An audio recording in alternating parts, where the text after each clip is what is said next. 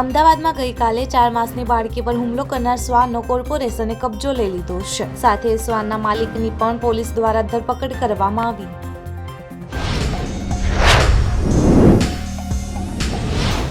Sabarmati riverfront development corporation દ્વારા નદી ખાલી થતા આજે 14 મેથી સફાઈ કરવા અંગેની જાહેરાત કરી હતી. જો કે સાબરમતી રિવરફ્રન્ટ દ્વારા સફાઈ કરવાનું ટાળવામાં આવ્યું છે.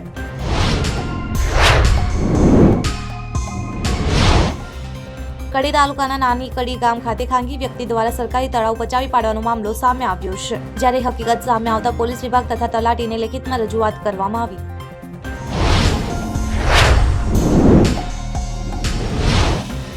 સિકરમાં સૌથી વધુ 394 ગેરકાયદેસર બાંગ્લાદેશીઓ પકડાયા. દસ્તાવેજોની તપાસ કર્યા પછી બુધવારે સિકરથી 148 બાંગ્લાદેશી નાગરિકોનો પહેલો જથ્થો મોકલવામાં આવી રહ્યો છે.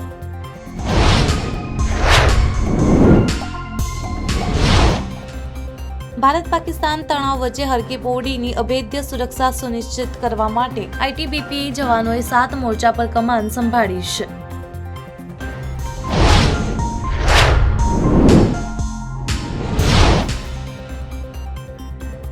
ભારત સરકારે આજે ભારતમાં તુર્કીની સરકારી ટીવી ચેનલ TRT વર્લ્ડના સોશિયલ મીડિયા હેન્ડલ બ્લોક કરી દીધા છે.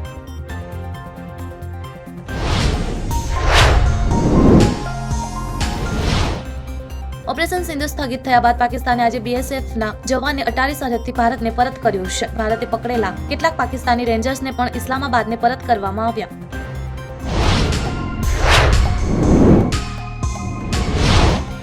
ભારત અને પાકિસ્તાન વચ્ચેના તણાવ વચ્ચે ગીતકાર જાવેદ અખ્તરે પાડોશી દેશના જનરલ અસીમ મુનીર પર પોતાનો ગુસ્સો વ્યક્ત કર્યો છે. મુનીરે ખૂબ જ અસંવેદનશીલ ભાષણ આપ્યું હતું તેવું કહે છે.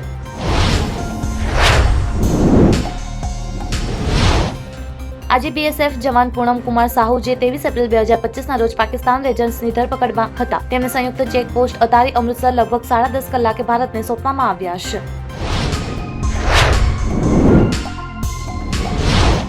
બોલિવૂડ કપલ અજય દેવગન અને કાજોલનો દીકરો યુગ દેવગન પણ ફિલ્મોમાં ડેબ્યુ કરવા જઈ રહ્યો છે. યુગ માત્ર 14 વર્ષનો છે અને તેને ફિલ્મી દુનિયામાં પ્રવેશવાનો નિર્ણય લીધો છે.